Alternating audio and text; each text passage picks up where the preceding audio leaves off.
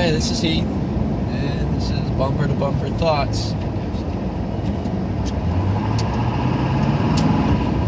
Okay, so yesterday I had the great experience of going down to the Scottsdale courts and getting extorted out of 307 of my hard-earned dollars.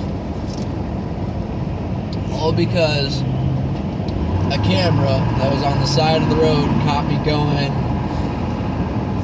56 in a 45. A camera. Now this is something that I've had a very strong opinion on for a while now. And that is these traffic cameras and the way that the cities use these cameras to extort money out of people, all because they don't want to do the work themselves and go out, with the police officer. They just don't want to. They install these cameras to scare people and then extort money out of them. It's ridiculous. Now, one thing that I firmly believe is that there's certain situations in which certain types of laws, well, not really laws, but in this case rules, like your traffic rules, which I guess are laws, there's certain situations in which they just don't apply.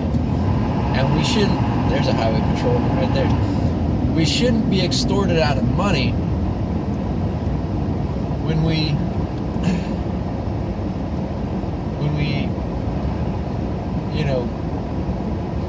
fail to abide by these rules under certain situations. And this kind of goes back to my belief that the country that is based on the idea of individual freedom, and that you should be able to do anything you want just as long as it doesn't physically hurt anyone else or anyone else's property. That's another topic, though. I can go into that a different time.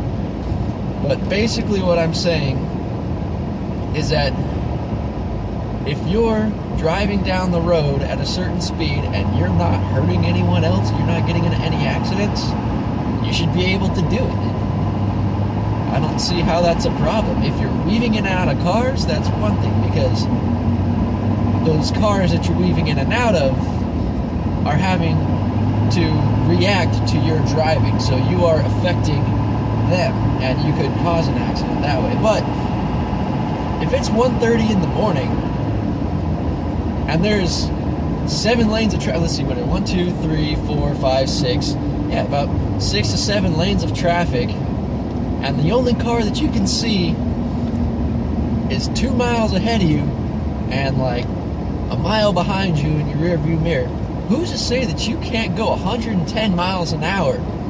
Because if you wrap your car around a pole, you're going to be the only person that's dead. So you're the only one that you're affecting. You should be able to drive as fast as you want in that situation. Another example, if you come up to a stop sign and you can see left and you can see right and you can see ahead of you and there are no other cars even near that intersection, why should you have to come to a complete stop before rolling forward? That just doesn't make sense, because the reason why the laws are put into place, traffic laws specifically, the reason why we have traffic laws, that is what they have deemed, and they as in the government, that's what they have deemed reasonable under most driving conditions. Because there's times when an intersection is real heavy on traffic, so they need a traffic light. But it's not that heavy all the time. There's times when you're going to be the only car. It's going to be you sitting at a red light. There's going to be no one to the right, and you can see like all the way to the next light. No one to the left, you can see all the way to the next light. No one ahead of you, but there's a cop sitting on the side of the road. It's ridiculous. Because you should be able, okay, nobody's coming in any direction. I should be able to just go. I should. It's that simple. I should be able to go so that I can get to where I'm going faster. I'm not affecting anyone else.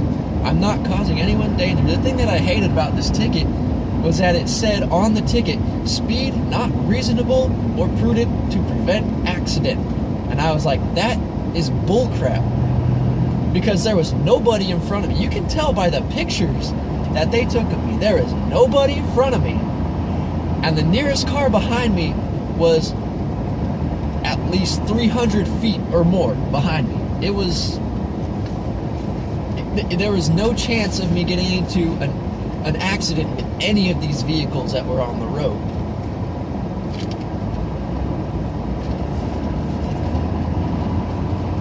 But the lawmakers don't see it this way. And you can't really go and fight that. What are you going to tell the judge? Well, I wouldn't have gotten into an accident anyways. No, the judge is going to be like, oh, letter of the law says blah, blah, blah. It doesn't matter.